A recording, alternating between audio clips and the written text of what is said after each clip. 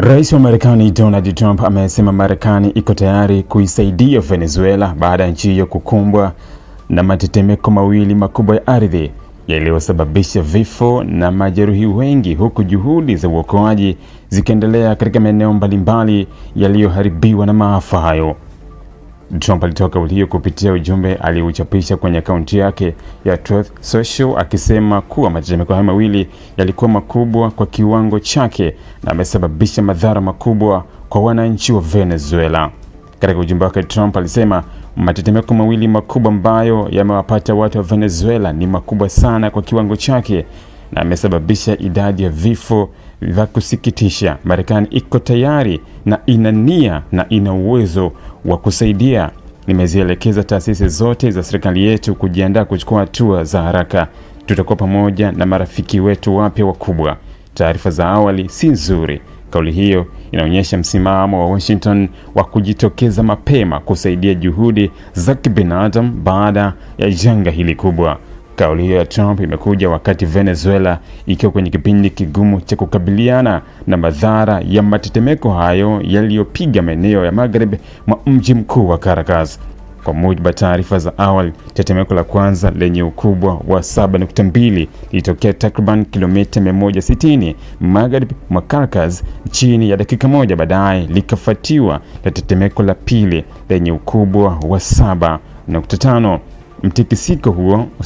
Mitikisiko hiyo ilisababisha majengo kuporomoka katika mji mkuu na maeneo jirani, huku mamia ya watu wakikimbia nje ya nyumba zao na ofisi kwa hofu ya kuokoa maisha yao. Taarifa zilizotolewa na mamlaka za Venezuela zinaonyesha kuwa idadi ya sasa ni watu wasiopungua 32 wamefariki dunia na zaidi ya 700 wakijeruhiwa, ingawa idadi hiyo inatarajiwa kuongezeka kadri shughuli za uokoaji zinavyoendelea. Rais wa Venezuela Delcy Rodriguez ametangaza hali ya dharura ya kitaifa kufuatia ukubwa wa maafa hayo, akisema baadhi ya maeneo yameharibiwa vibaya na kwamba jimbo la Guaira limekuwa miongoni mwa sehemu zilizoathirika zaidi.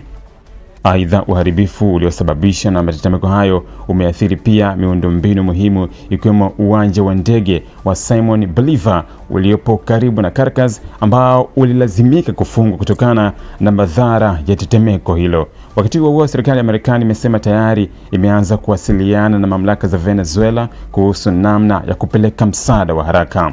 Naibu waziri wa mambo ya nje wa Marekani Christopher Landau alisema Washington iko kwenye mawasiliano na viongozi wa Venezuela na tayari imeanza kuhamasisha msaada.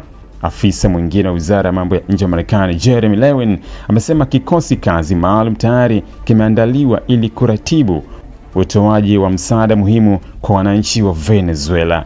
Kulingana na taarifa hizo, Marekani inatarajiwa kutuma timu za utafutaji na uokoaji, vifaa vya tiba, misaada ya kibinadamu na rasilimali nyingine muhimu katika siku za mwanzo za janga hilo.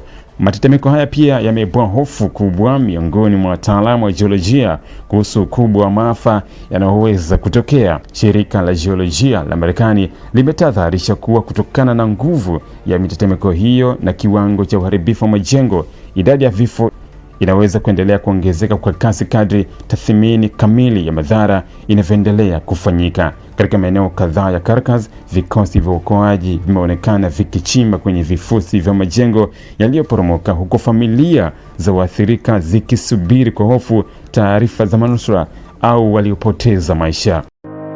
Ili kuwa mwanafamilia bora wa Global TV, usisahau kusubscribe, like, kushare na kucomment. Baada ya kusubscribe, bonyeza alama ya kengele ili kupata taarifa kwa kila video inayopanda Global TV Online.